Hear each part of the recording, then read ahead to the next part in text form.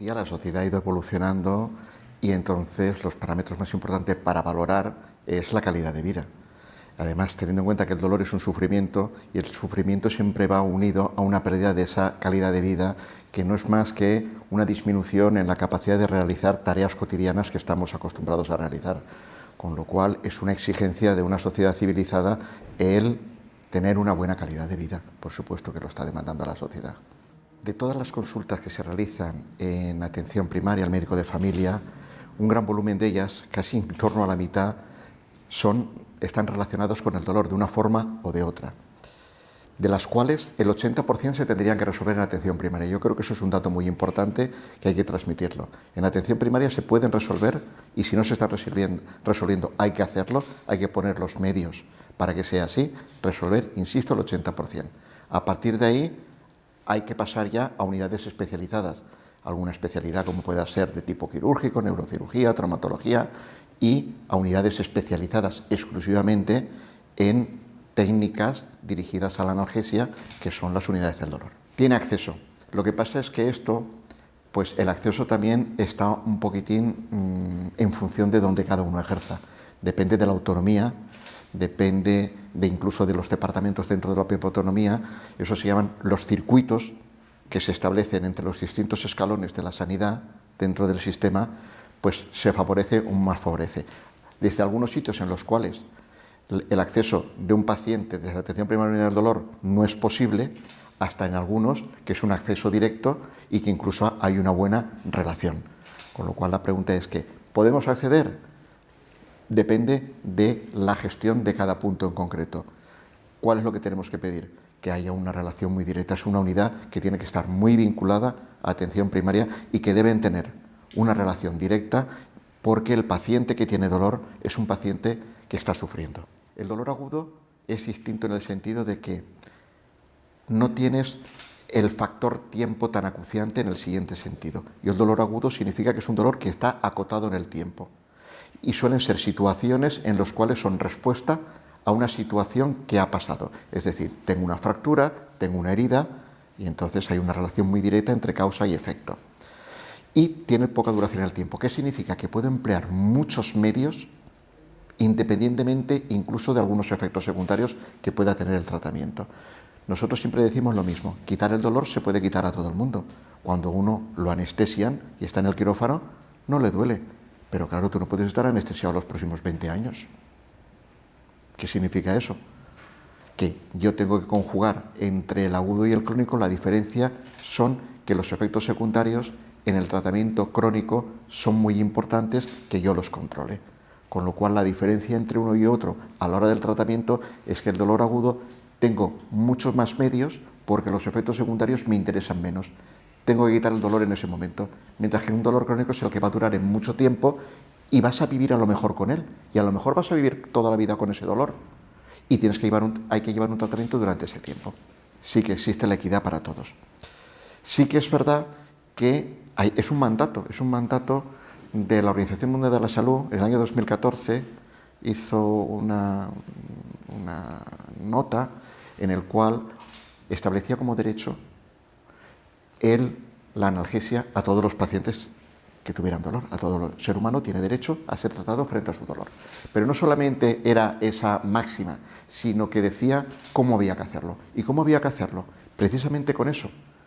Una de las cosas que es un mandato de la OMS es que tiene que haber una equidad, que tiene que haber una universalidad en el acceso a los tratamientos del dolor, y haciendo hincapié en los farmacológicos, y haciendo hincapié en los farmacológicos potentes, cosa que muchas veces tenemos en duda.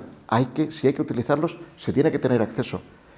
Y el otro instrumento, aparte de la accesibilidad, era que tenía que haber una buena formación de los profesionales, pero también de los gestores, que muchas veces los gestores en sus criterios economicistas pueden perjudicar, y no digo que sea adrede, pero pueden perjudicar en la salud del paciente y sobre todo en el tema del dolor, por querer abaratar costes.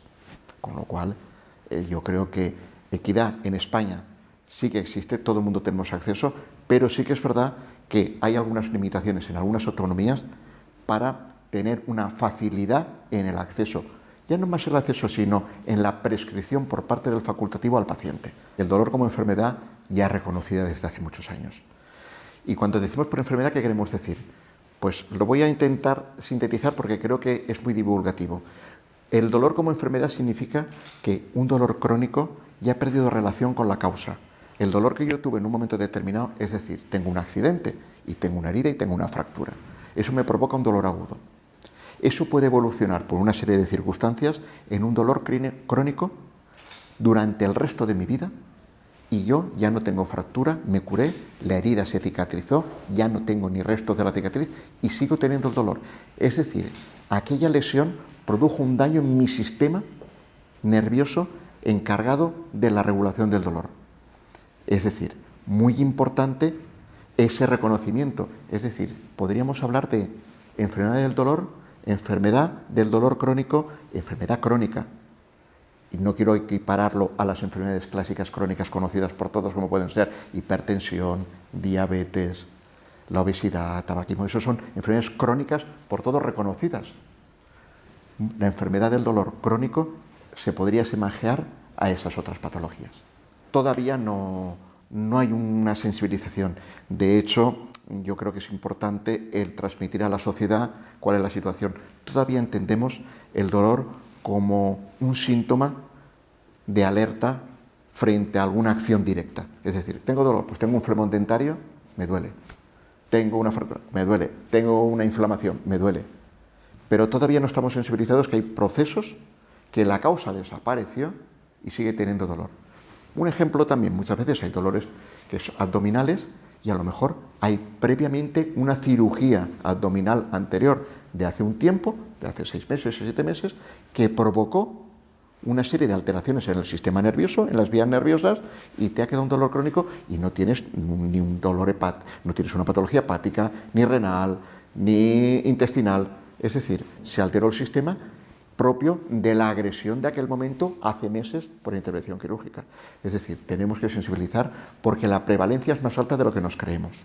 El principal problema que tenemos en atención primaria, porque hemos dicho que el 80% se tendría que resolver ahí, con lo cual tendremos que actuar mucho en atención primaria. Principal problema de tiempo. Hay que tener en cuenta que cuando uno le preguntan qué dolor tiene, pues no hay un análisis, ni uno, ¿qué tensión tiene? Te ponen el aparato, tensiómetro y te miden. En el dolor no, le tienes que preguntar al paciente. Y el paciente, en esa entrevista, requieres un tiempo para, poco a poco, ir matizando la intensidad, la frecuencia en la que lo tiene, la localización, el curso, si tiene síntomas asociados. Es más fácil cuando decimos, un paciente diabético hipertenso, pues tengo el colesterol alto, pues habrá que hacer un poco de entrevista para ver los hábitos que tiene esa paciente relacionados con un incremento de colesterol, pero cuando yo veo en el análisis tiene 300 de colesterol. Ya lo tengo diagnosticado. Ahora vamos a indagar. Pero en el dolor es que desde el primer momento lo importante es hablar con el paciente. Le tengo que preguntar, no tengo aparato para medirlo. Es decir, tiempo y luego en atención primaria, medios. Tengo que tener medios que van desde poder tener acceso a pruebas complementarias, a veces un poco complejas, que en muchas localidades o en muchas partes del territorio español no se tiene acceso, un TAC, una resonancia, una electromiografía, como protocolos de derivación a unidades especializadas de rápido y fácil acceso, a las unidades del dolor fundamentalmente. Es decir, insisto, tiempo y medios. Hemos constituido un comité de expertos para una vida sin dolor. Este comité, que está formado por una serie de médicos especialistas, primaria, un anestesista, una farmacéutica, pacientes y medios de comunicación. Y también tenemos una paciente que al mismo tiempo pues tiene una relevancia social, que es Esther Arroyo, que forma parte también del comité y creo que es muy interesante porque permite que visualicemos mucho más allá de lo habitual a este comité. Porque este comité, ¿qué misión tiene? ¿Para qué lo hemos constituido? Pues fundamentalmente es un comité que va dirigido a informar, a ayudar y a formar, ser una vía de comunicación, una vía de información, una vía para transmitir conocimientos. ¿Y a quién va a ir dirigido? Pues fundamentalmente va a ir dirigido a pacientes y cuidadores, porque en el dolor el cuidador es muy importante. Hay que tener en cuenta que hay un dato importante, que es que El dolor es más frecuente, la frecuencia es por edades, el tramo más elevado por intensidad y por frecuencia, las dos cosas son mayores de 65 años, y de los cuales el 34% tienen un dolor intenso y grave, y el dolor intenso y grave genera discapacidad, y la discapacidad necesita ayuda. Es decir, nosotros vamos dirigidos también no solamente a pacientes, sino a sus cuidadores. También vamos dirigidos a los profesionales, médicos, farmacéuticos, enfermeros, para que los profesionales también tengan una buena formación para poder bien tratar al paciente, y a los medios de comunicación y a la sociedad en general. Y yo creo que aquí los medios de comunicación tienen un papel muy importante. Una de las funciones fundamentales o de los objetivos macro es la sensibilización de la sociedad. Nosotros en el comité, aparte de hacer todas estas acciones, ¿qué queremos? Sensibilizar a la sociedad a lo que comentábamos antes, que conozcan que el dolor no solamente es un síntoma de alarma ante una situación concreta que me ha pasado ahora, sino que es una enfermedad crónica y que todos vamos a tener o dolor agudo o dolor crónico en nuestra vida, porque las estadísticas lo están diciendo. El dolor crónico va unido al envejecimiento y gracias a Dios la esperanza de vida en la sociedad española y en general está aumentando y vamos a tener dolor, y no podemos decirle a una persona mayor que eso son cosas de los viejos. Eso no podemos decirlo, porque además no es interesante. Nos gastamos más de 15.000 millones de euros anuales, que eso está tipificado, en tratar el dolor. O sea que socialmente es importante, vamos a hacerlo bien, porque no solamente el tratamiento del dolor es una pastilla o unos consejos, es que las bajas laborales cuestan dinero, es que la discapacidad, los cuidadores, las atenciones, todo eso cuesta dinero. Es decir, estamos con un problema, creo que de magnitud social muy importante, y por eso yo creo que el comité que hemos generado va a tener mucha relevancia.